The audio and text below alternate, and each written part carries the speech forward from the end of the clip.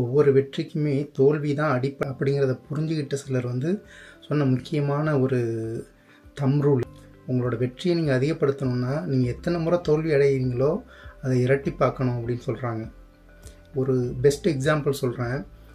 Tennis பிளேயர்ஸில் Roger Federer, Nadal, ஜோக்கோவிச் இவங்க எல்லாருமே பார்த்திங்கன்னா மோர் தென் 20 கிராண்ட் ஸ்லாம்ஸ் ஜெயித்தவங்க.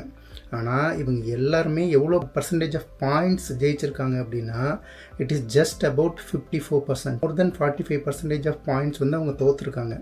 ஆனால் இவங்க எல்லாருமே மோர் தென் 20 கிராண்ட் ஸ்லாம் ஜெயிச்சிருக்காங்க. இதை யோசித்து பார்த்தாலே உங்களுக்கு மைண்ட் ப்ளோயிங்காக இருக்கும். இது என்னென்னா அத்தனை முறை அவங்க விளையாடிருக்காங்க.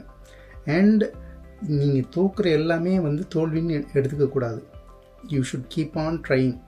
இந்த 54% ஆஃப் பாயிண்ட்ஸ் ஜெயித்தாலுமே அவங்க எல்லாருமே மோர் தென் 82% ஆஃப் மேட்சஸ் வின் பண்ணியிருக்காங்க. ஸோ நீங்கள் உங்களோட வெற்றியை அதிகப்படுத்தணுன்னா நீங்கள் எவ்வளோ முறை தோல்வி அடைகிறீங்களோ அதை கண்டிப்பாக அதை அதிகப்படுத்தணும். அதாவது நீங்கள் அதிக முறை ட்ரை பண்ணணும். அப்போ தான் அதிக வெற்றியும் கிடைக்கும், அதிக தோல்வியும் கிடைக்கும். ஸோ இதை யோசிச்சு பாருங்கள், முயற்சி பண்ணுங்கள்.